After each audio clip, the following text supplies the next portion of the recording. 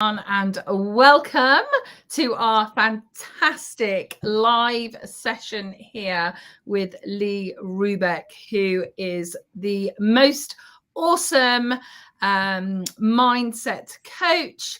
And today we are going to be talking about upgrading your money beliefs. And that's really around how you are going to hit your property goals. And I know this is something that is incredibly dear to my heart. So, Lee, I wonder if you would be able to introduce yourself. Tell us a little bit about yourself for those of anyone who doesn't know you, and then we can jump in. Sure. Hello, everyone, and thanks, Emma, for once again having me on this monthly chat with you. For those who don't know me, my name is Lee Roebeck, and I'm a mindset mentor, mindset coach. And what I do is I help entrepreneurs remove money blocks and attract clients easily. And I work with entrepreneurs from all around the world, just like Emma. Who's experiencing quantum leaps in the results because of the ideas that we teach. Amazing. Wow, that sounds terribly impressive. So Lee's based in South Africa, and it's pretty exciting to be able to work with Lee actually talking about that on an international basis. It was really mind-opening for me to be on a Zoom call with people from kind of, multiple nationalities, and but all still having similar conflicts in the mind, and similar kind of, some people just were able to really just go very fast and grow really quickly, and others, the journey can be a little bit more around the houses and over and down and all those kind of things. But I love getting Lee on here to really talk about how this affects our property journey. So I absolutely love, hi, we've got some little hellos in the comments. I really love helping people on their property journey, and inherently we have knowledge, but what we often find frustrating is that we can have all the knowledge in the world, but sometimes we don't hit those goals, and it can be, and we'll touch into that, but it can be for so many reasons. And that's why one of the things I always talk about is that we have to address our mindset and what's going on inside us, to really understand. And the biggest thing I think I learned from Lee was, if you're not getting the results that you want, you got to be changing something. And that was a bit of a wake-up call for me, because it's kind of like, what are you saying? It's all my fault? No, that can't be true. And I think we've all lived through that, haven't we? It must be somebody else's fault.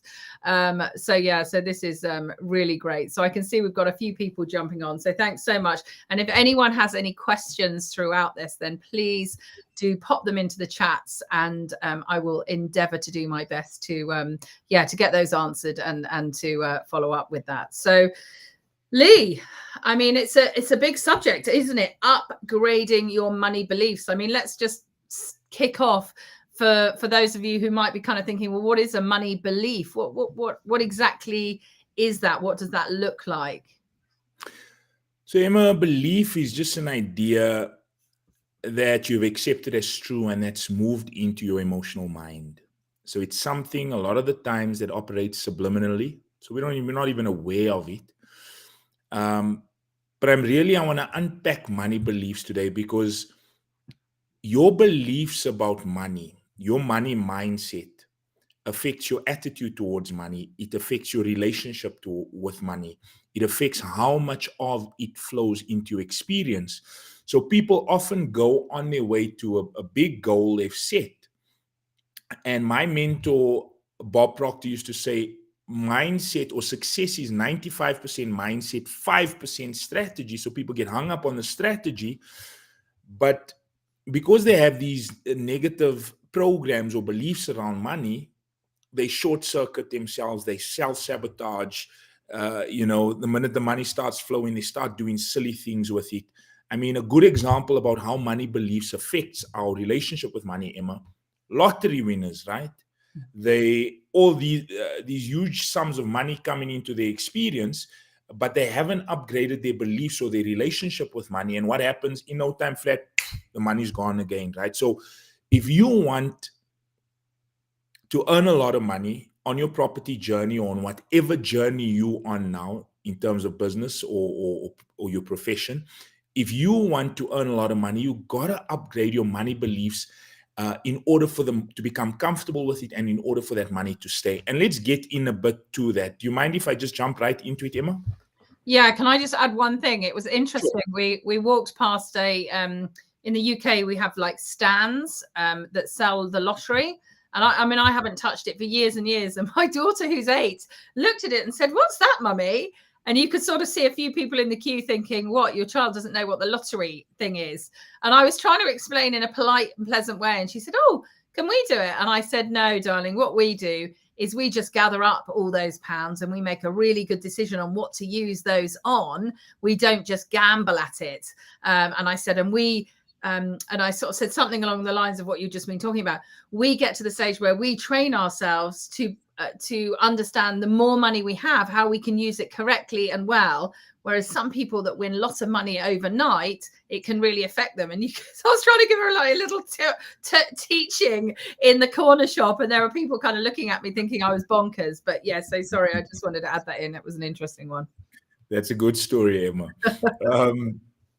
Now, on the subject of money, and this is going to sound weird to someone out there, but I want you to really just suspend disbelief. Maybe when we get to the end of this conversation, if there's still disbelief in you, then, but all I ask is that you suspend your disbelief. Don't accept ideas. Don't reject it.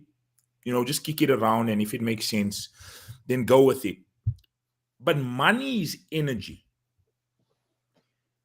And it's responding to your beliefs about it. Now, if you really think money is an idea, money is energy, and it's responding to your beliefs about it. And I'll qualify this, right, Emma? In centuries gone by, traders traded with spice and with slaves and with cattle, gold. I mean, you name it, right? Today we trade with coins or with paper money, and things have progressed so far. I mean, you have your virtual card right here on your phone. You just switch it on in a store, and you complete your transaction. And money is an idea, and it's energy, and it doesn't take things personally. Like, it really doesn't. It's literally responding to how you think about money. And you give money meaning. Money has no meaning. You give it meaning. And it's simply a medium of exchange. So let's go a bit deeper here. So when Emma and I started this chat, we spoke, or we mentioned, these money beliefs being programmed into your subliminal or your subconscious mind.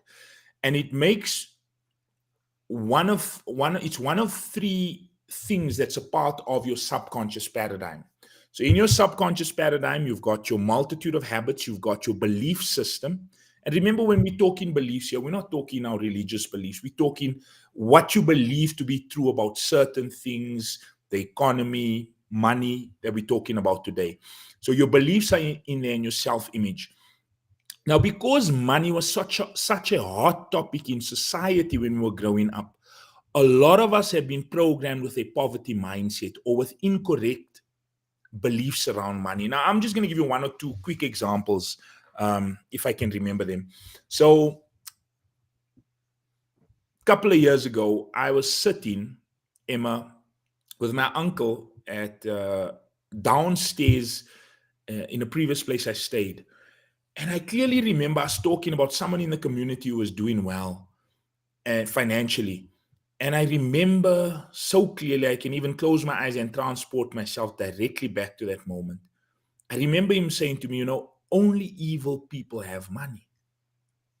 Oh. And even though in that moment, right, Emma, I couldn't articulate money beliefs like I can now, like, in terms of how it works, how it affects your relationship with money. I couldn't articulate it, but I knew that was an incorrect statement. I remember mentally rejecting it during that conversation. And have you heard that? If you watching this on Facebook, on LinkedIn, YouTube, or wherever you're watching this, have you heard that growing up? Only evil people have money. Drop a number 1 in the chat, in the comments, wherever you tune in from. Drop a 1 there just to confirm, you've heard that sort of thing. Now, we're going to go a bit deeper, and I'm going to show you how this works.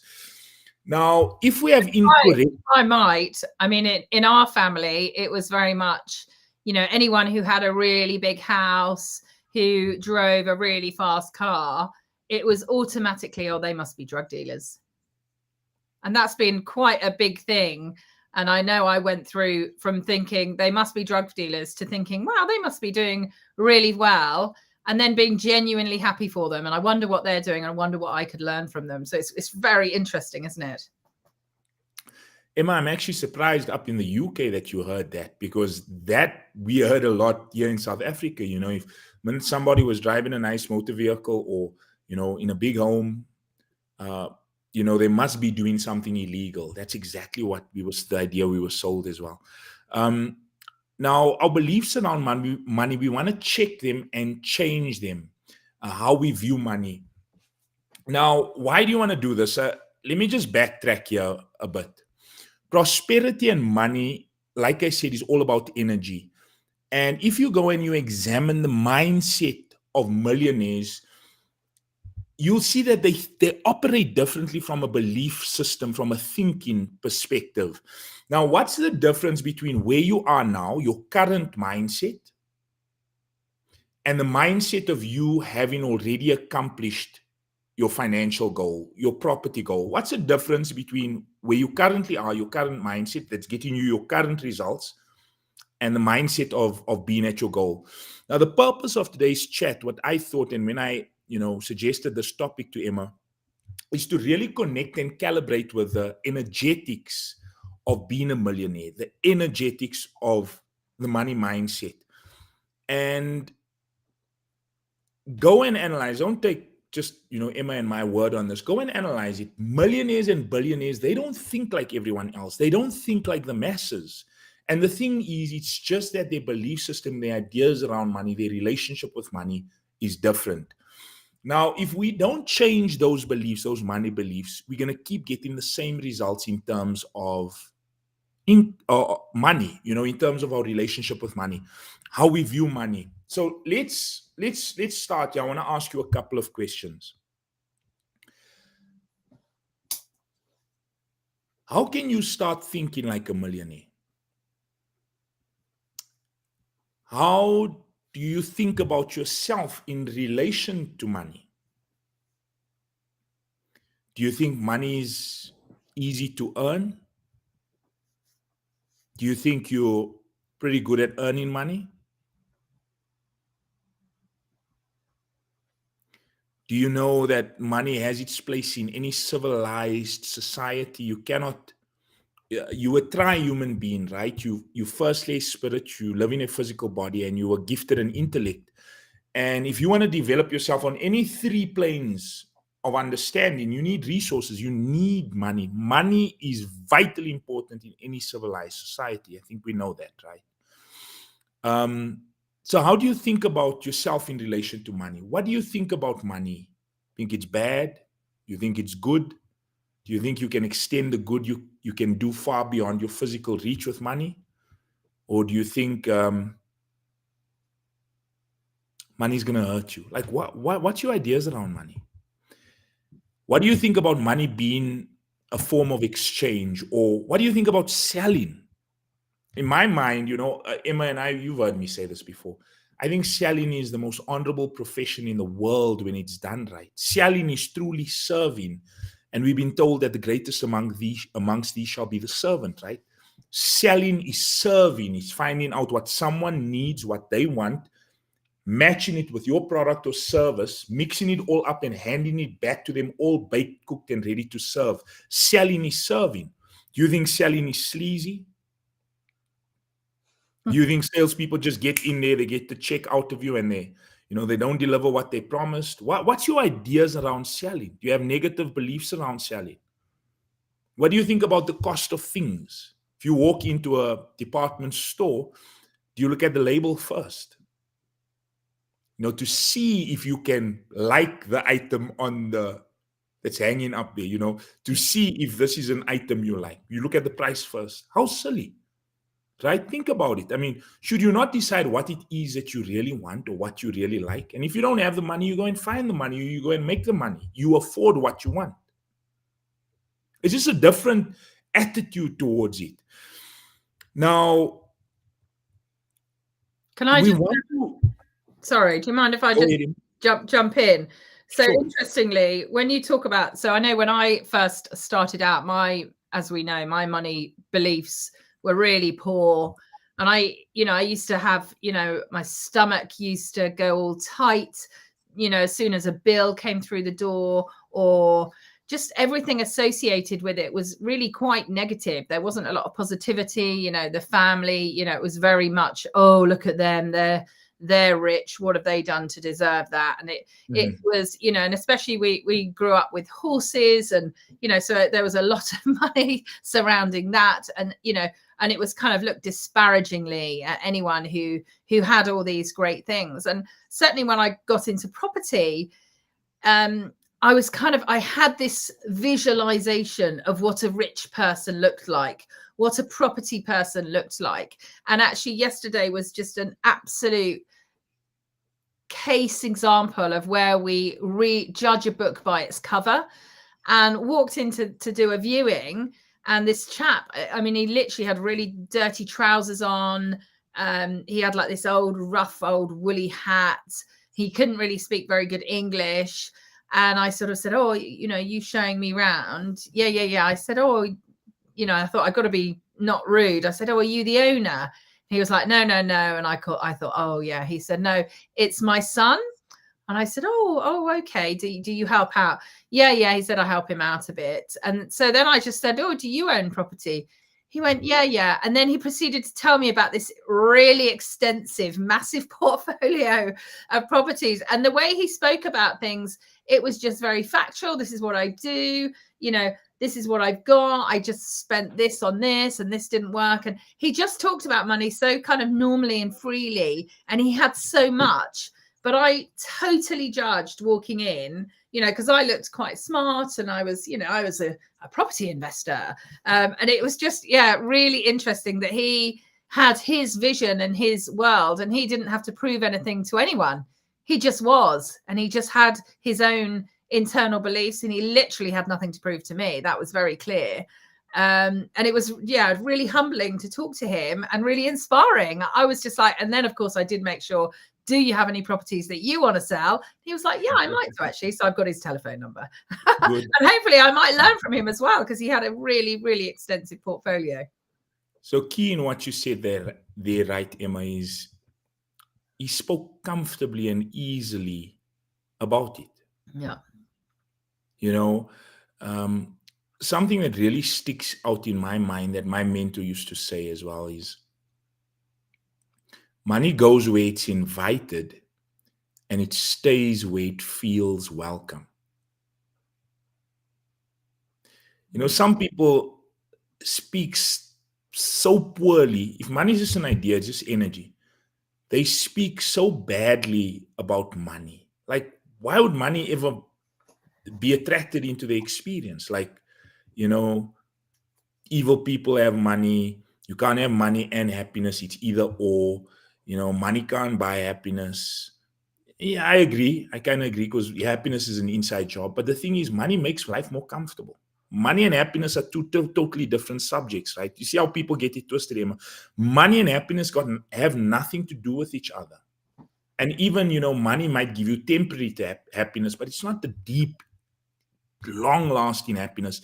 That comes from inner work. That comes from doing work that you love. Happiness comes from, doing good for others and being connected spiritually and really being in tune with who you are, the essence of you. Money just makes life more comfortable, right? Now, you can change your beliefs around money at any moment. Some people, this might be a new topic for some, and others might have heard this, right? But you can change your belief. But the thing is, you've got to identify that negative belief first. Once again, my mentor, Bob Proctor, he used to say, he had another saying, he used to say, our beliefs about the situation is based upon our evaluation of it.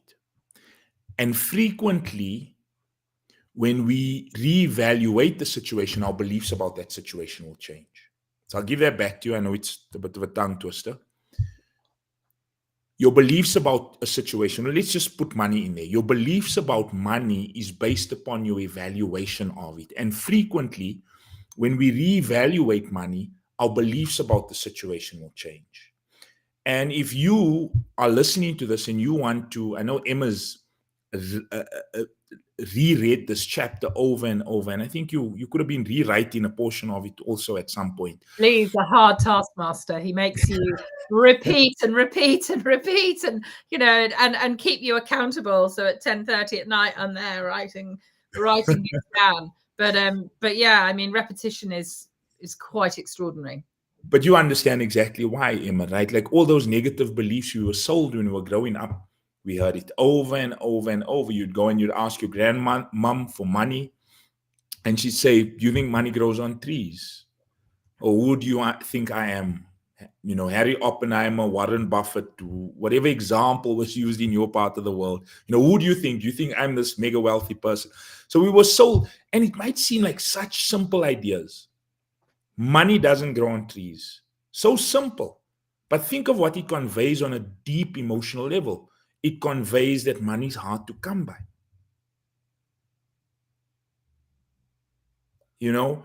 And so what I want to do is I want to challenge you to reevaluate your beliefs around money. Sit and, take a pen and list the beliefs you have around money. If you've heard ideas like money doesn't grow on trees, only rich people or evil people are rich, money and happiness, you can either have money or happiness, you can't have both. Whatever ideas you heard growing up, sit down, list them and reevaluate them. And, Emma said that, I'm a hard taskmaster, but you got to understand, when you understand how the mind works, those incorrect beliefs that we've just run through, a few of them, they were told to you over and over and over and over and over and over. And that's how it was programmed into your money mindset, into your subconscious paradigm. And how you're going to upgrade those money beliefs, so how you're going to change that operating system within you, is through constant spaced repetition. So what I encourage you to do, there's a book called The Science of Getting Rich. The Science of Getting Rich by Wallace Wattles. Chapter 1 in that book is called Your Right to Be Rich, or The Right to Be Rich. And that chapter really shifted my ideas around money. It really shifted the way I see money. And here's my suggestion to you, if you're listening to this, go and find that chapter. I'm sure you can download The Science of Getting Rich online, or, drop Emma an email, drop me an email or a message here in one of these feeds, and we'll try and pop it over to you. I've got the chapter somewhere. And reread it every day for 2 weeks, 3 weeks, because it's by that repetition that the ideas deep in your subconscious shifts. So that's what I want to encourage you to do, is to really reevaluate your beliefs around money. And there's one simple way that I know will help you reevaluate your beliefs. And then once you reevaluate them, you can then say, okay, now I accept a new belief. Now, to reevaluate your beliefs around money, that might take some writing. It might take some conversation, like Emma and I are having today. It might take you poking some holes in the beliefs that you have in order to identify it and then accept an idea opposite of that, right? So here's some common beliefs, Emma, that we've all heard. We've run through most of them. Money doesn't grow on trees. I just got a list here. Money is the root of all evil. And I encourage you, like I said earlier, make a list. Now, those two might sound like no big deal, but the truth is, if you have a belief planted deep in your mind that if you earn all this money, your family is going to come to you and ask for handouts. Maybe that's a belief you've got, right? If you earn all this money, your family is going to come and ask for handouts. And that's a belief that's operating subliminally. You're not even aware of it, right?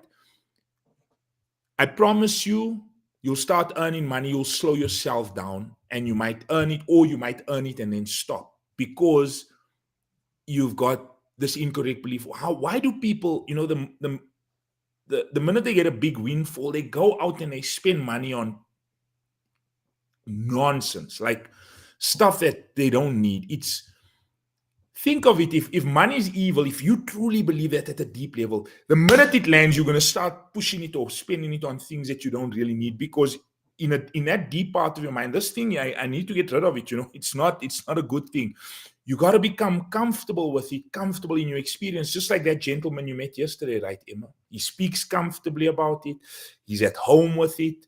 It goes where it's invited. It stays where it feels welcome. Did you want to comment on that, Emma?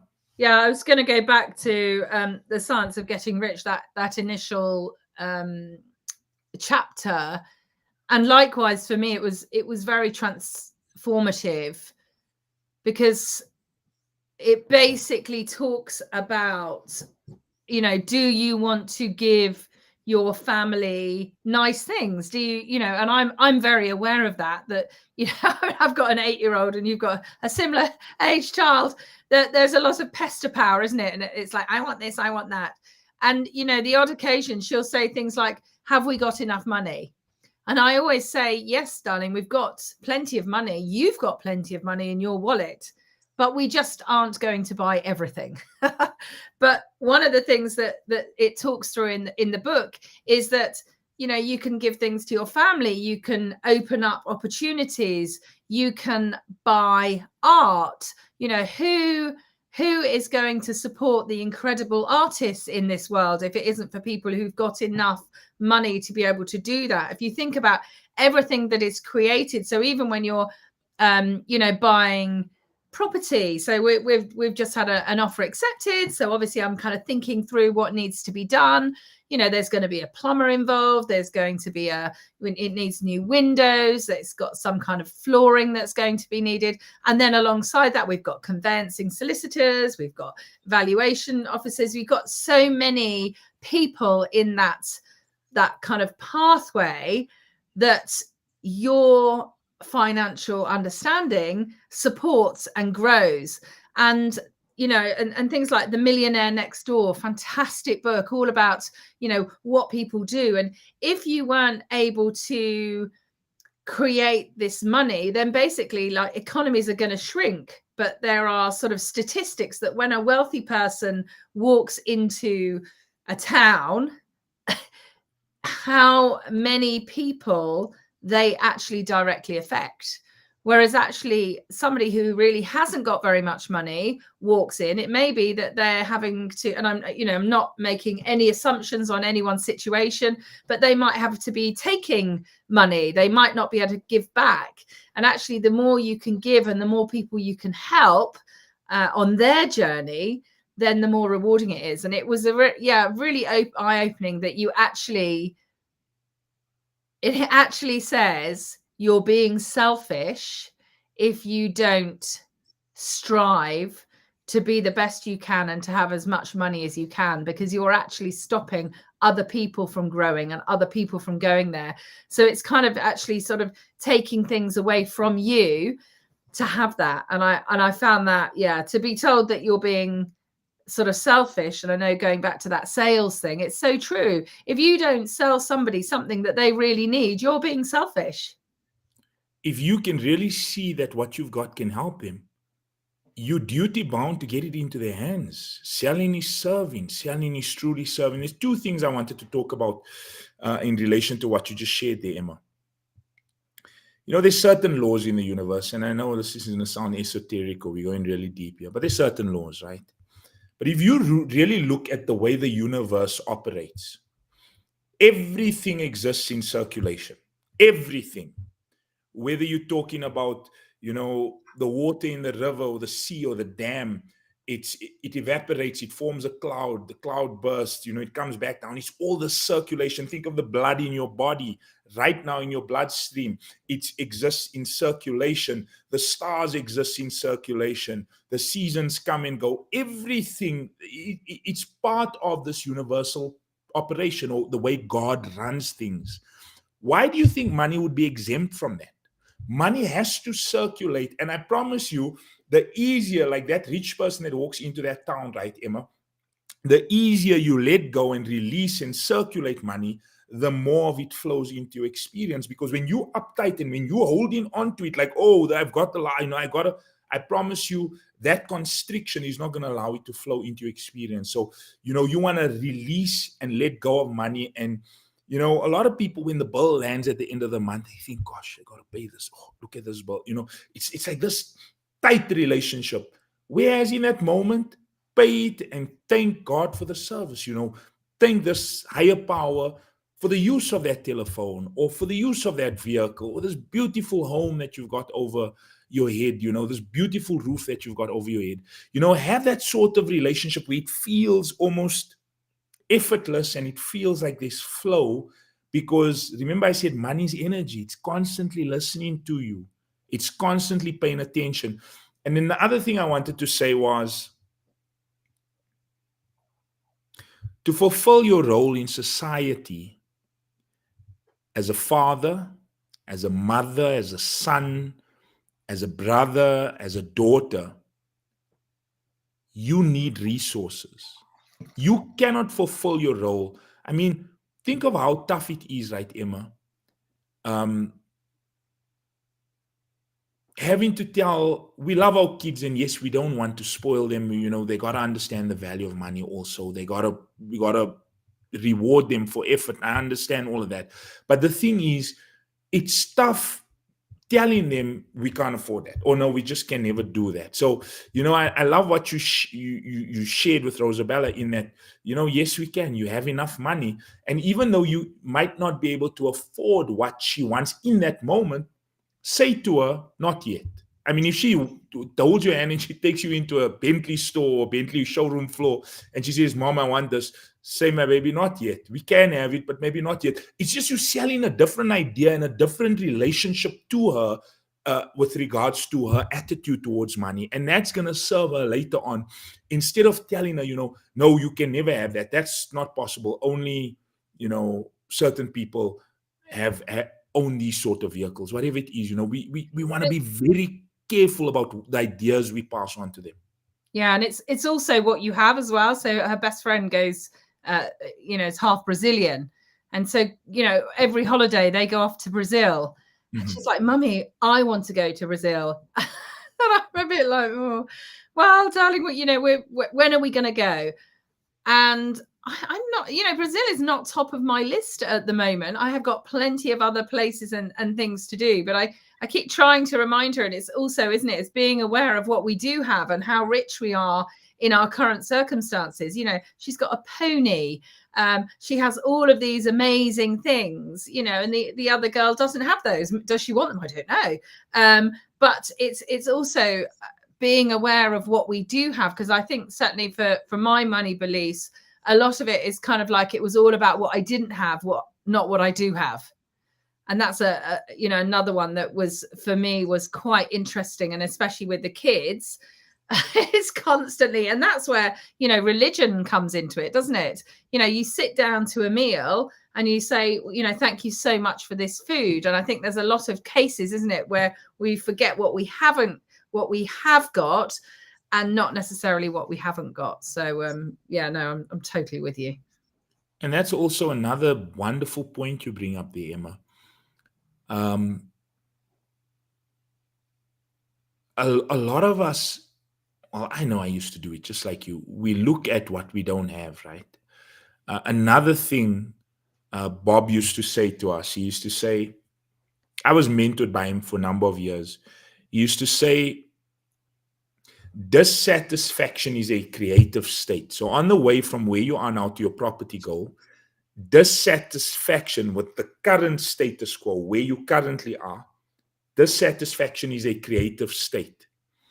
So you used to say you want to be dissatisfied, but at the same time, you want to be grateful for what it is that you do have. And that kind of counteracts that dissatisfaction. If you can sit down every morning and write out 10 things you're grateful for, and then ask yourself why. I find that question really connects me with the emotion behind it. Like, why are you grateful for it?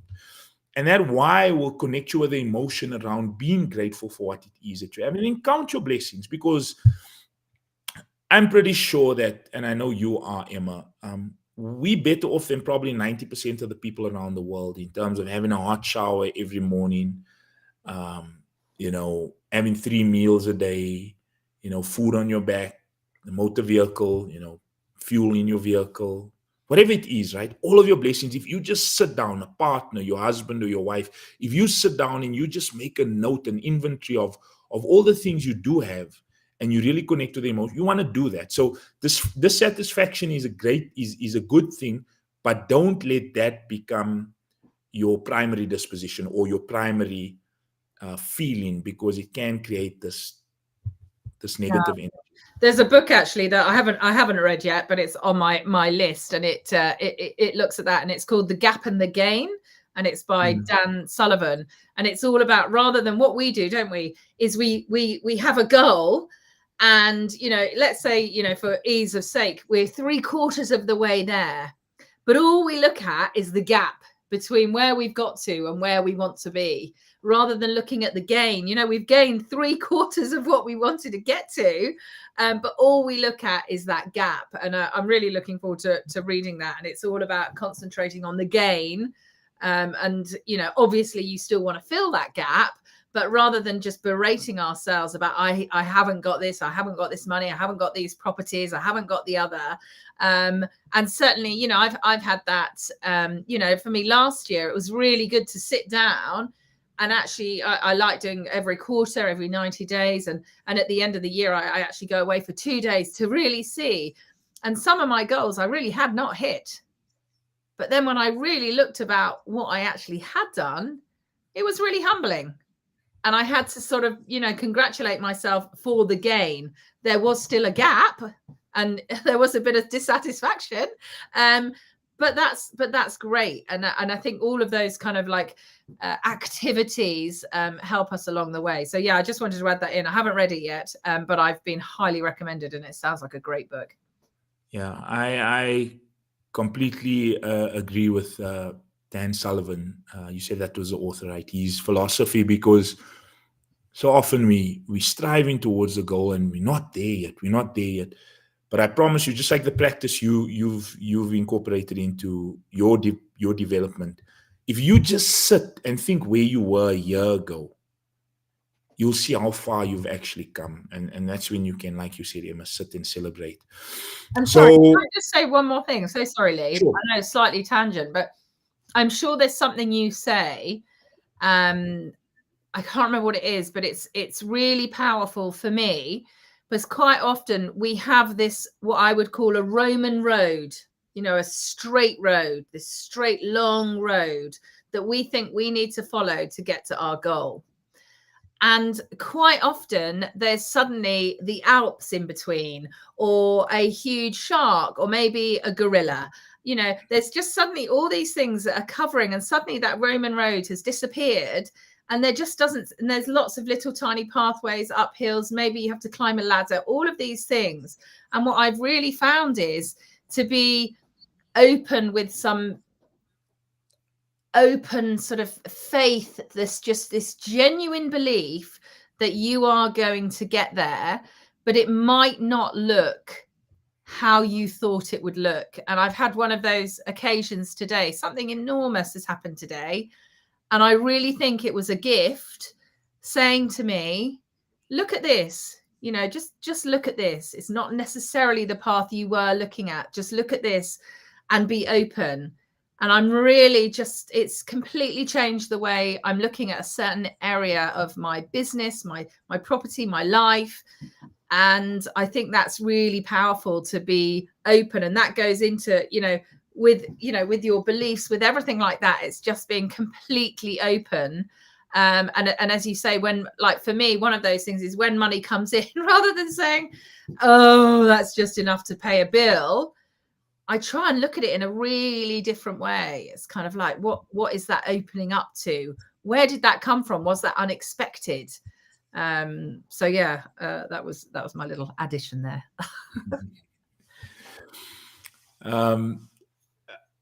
I'd like us to just, get back into beliefs and just, kind of just wrap it up here. So what you want to do is you want to find the beliefs. So remember I was saying earlier, you want to make a list of negative money beliefs that you heard growing up, and then change it to something that serves you. Now you can go and find, I'm pretty sure on the internet you can go and find, I've listed, I've got a really comprehensive inventory of it. But you can go and you can find money beliefs and just look at which ones you've heard and which ones you haven't heard, and ignore those. But you want to find those negative beliefs and then change it. And you can do that. Why do you want to do that? Because what you believe is your truth. What if money was as easy as it grew on trees? What if? What if you sold yourself that idea? Right, Emma? What if it was just very easy to earn? Napoleon Hill, in the classic, that you love, Emma, Think and Grow Rich, in the very first chapter, he says, when riches begin to come, they come so quickly and in such great abundance that one wonders where they've been hiding during all of those lean years. What's happened is you become an energetic match for the money, and then it literally feels like it's flowing.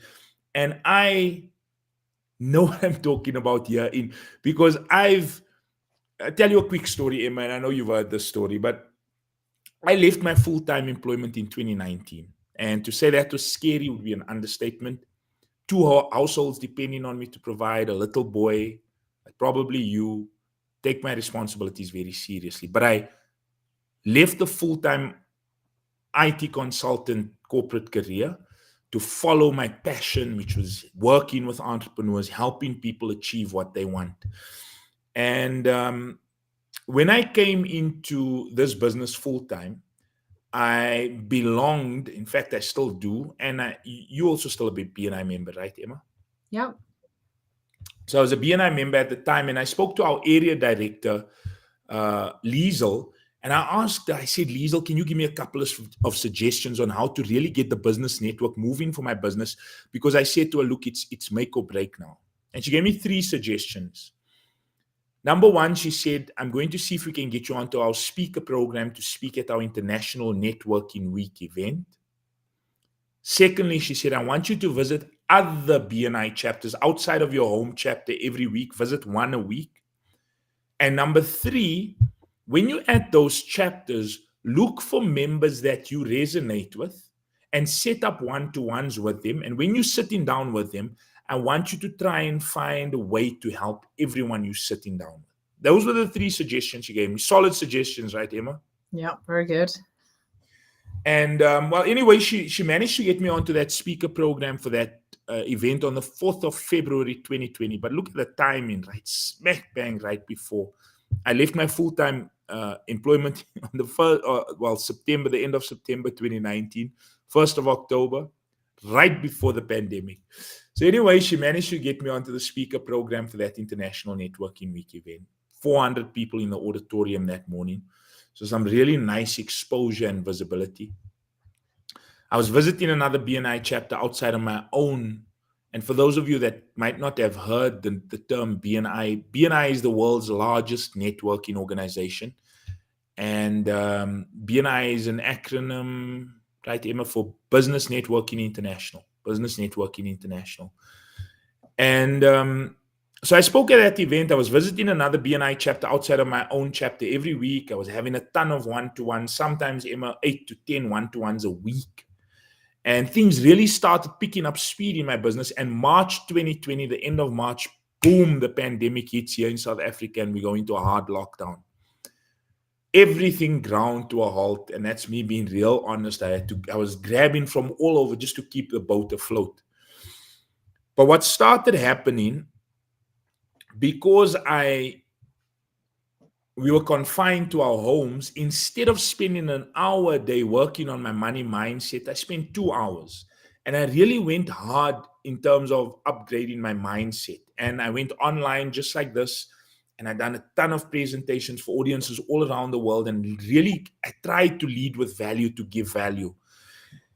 And then one day, our chapter president, Ashley Svensson, he sent our group a presentation by a lady by the name of Anna Choi, an American Chinese lady. And it was a presentation in what BNI was calling the BNI Business Booster series. It was an international webinar series that they were doing during the pandemic. And I hopped on, I watched the presentation, but I thought, maybe I could match her for value in terms of the presentation. So I reached out to the hostess on that particular webinar, Claire Sherman, and I offered to do a presentation. I done a presentation in that international webinar series. There were about 265 people online. And after being so scared, Emma, of walking away from my full-time employment in 2019, from that single presentation in 2020, I made my entire 2019 annual income in 1 month in 2020 in some of the toughest economic climates we've seen. I mean, in 1 month, I signed up 21 new clients. I think you were one of them, Emma. September 2020. And so it can feel like it grows on trees or like it comes easily. But we've also got to understand that money is a direct result of service. If you're not happy with the amount of money you're earning right now, find ways to serve. So either find ways to serve more people or serve your current clients in a bigger way. Money is a direct reflection of service. And I'll end maybe this idea around the money mindset with this, Emma. Abundance is your birthright. Like it truly is. And millionaires, billionaires, they understand this. Abundance is your birthright. If you look at nature, and once again, we go into everything happening around us, look at nature. Everything exists in abundance. The seeds on the, if an apple falls to the floor and an apple tree grows from it, that same tree, every harvest will produce hundreds and hundreds of apples. Water exists in abundance, There's an abundance of food, even though we sold ideas around scarcity. But my belief around that is if we run out of food or certain things, ways will be shown or we'll create it in different methods or different ways. I mean, science is just doing crazy things in this day and age. So abundance is all around us, and abundance is your birthright. And I think right there is a good idea to accept abundance is your birthright. Just know that money is abundant everywhere. A lot of people come with this competitive mindset, like if I'm going to make more money, I've got to take away from somebody else. Or, here's a pie. If I eat a quarter of the pie and I have another slice, I've got to take from somebody else. Well, what if you just built a bigger pie? What if you made a number of pies so that everyone can have more? Abundance is your birthright. We want to think differently, and you want to, like I said, you want to become an energetic match, a vibrational match for the money, and you do that by upgrading your beliefs around it. Love it. I love it. And another one I just wanted to touch on, Lee, is you spoke about having your beliefs, but also your habits.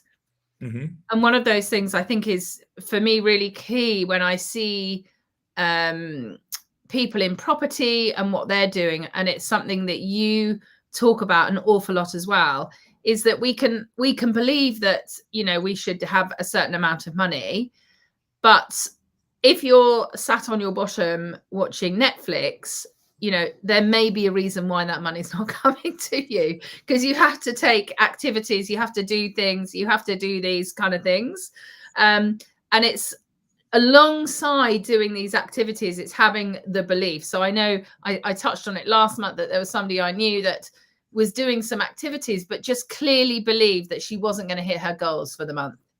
And it's kind of like, if you have that belief, you're not going to do it, so to speak. And one of the things that I've found is this kind of whole thing that, if you are looking at 100 properties and then you decide to view, 5, 10 of them, generally with all the work that you've done beforehand, you're going to be able to offer on 2 or 3 of them, and then 2 or 3 of them or one of them might then go ahead. But there is a whole process. It's not just going to see one property and then being really disappointed. So I have had that. There's a couple of things that I'm doing where it really is, I need to be speaking to more people, and it's not having, and if there's kind of a disappointment, I think it's one person. Like, I need to be talking to 50 people. So why would I be disappointed? I'm just really genuinely happy that I've helped that person in that half an hour.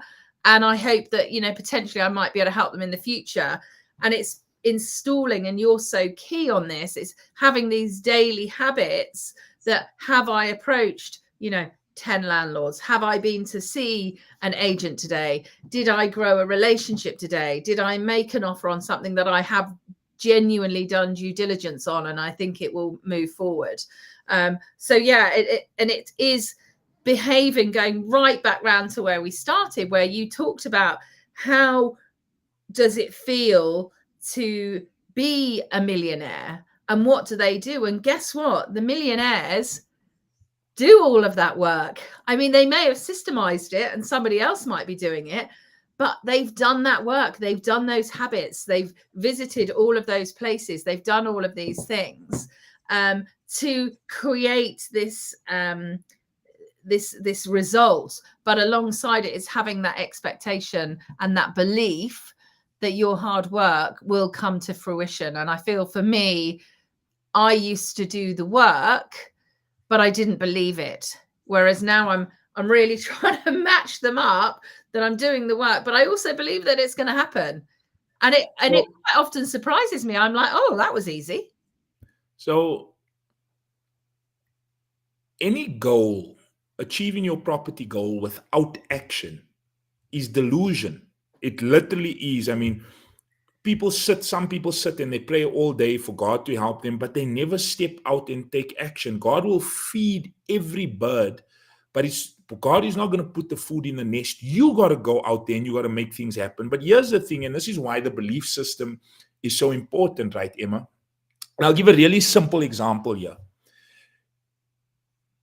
Let's say one of the habits, the action that you need to take every day, is you need to prospect. You need to speak to 10 landlords. Let's say that's one of the actions.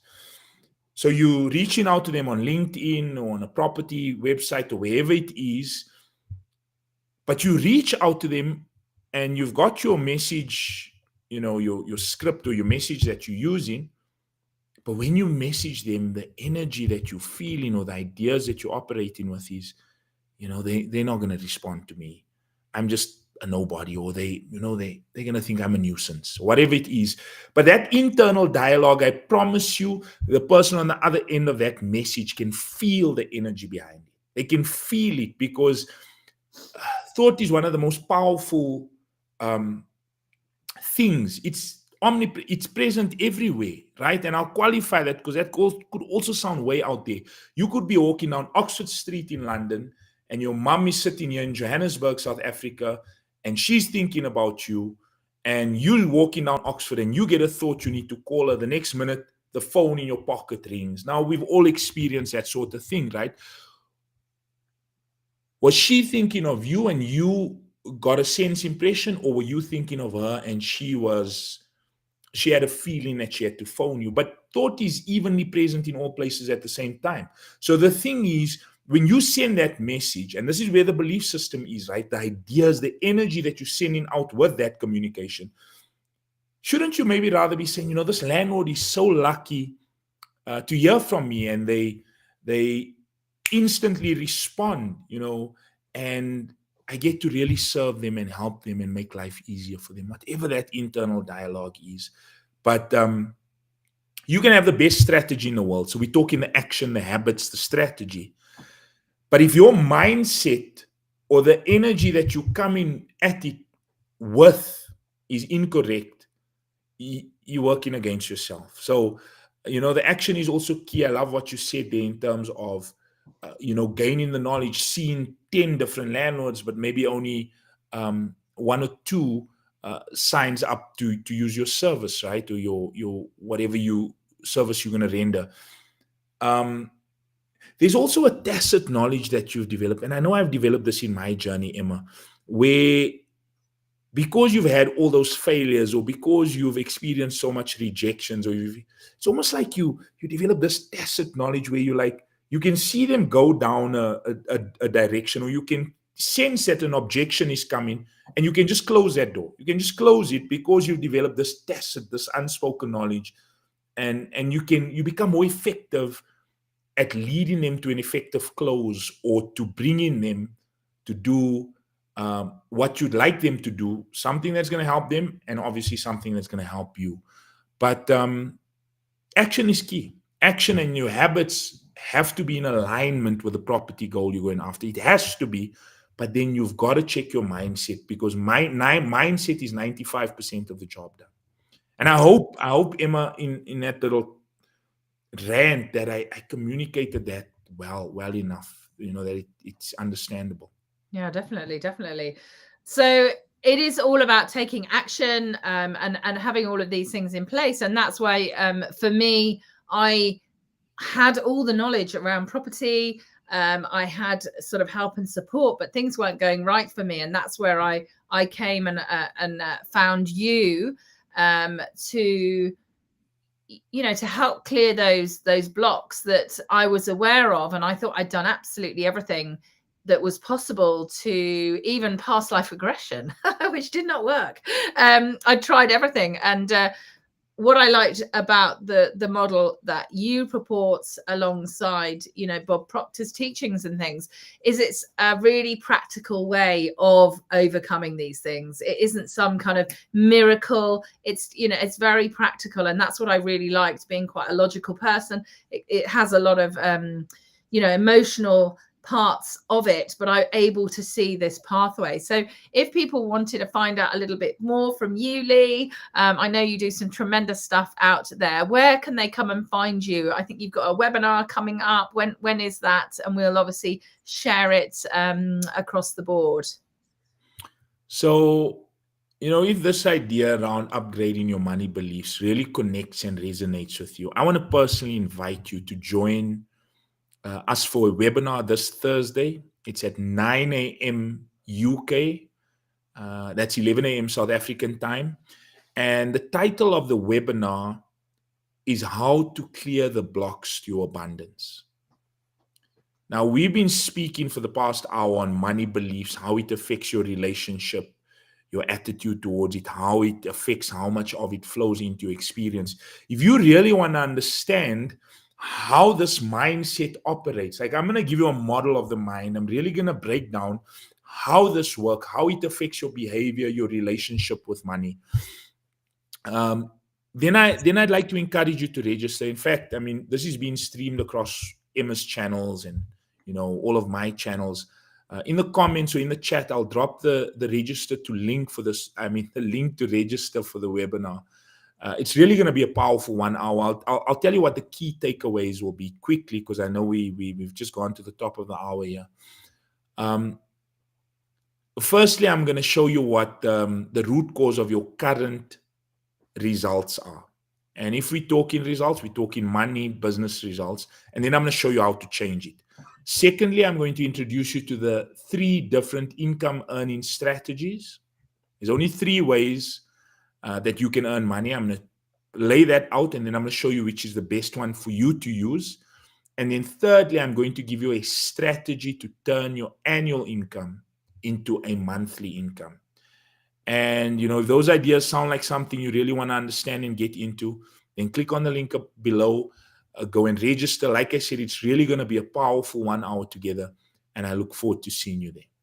Oh, that's amazing. That's amazing. And I will do the same as well. And I'll have to do it myself, because poor Micah's not feeling very well this afternoon. So I'll have to do some tech myself.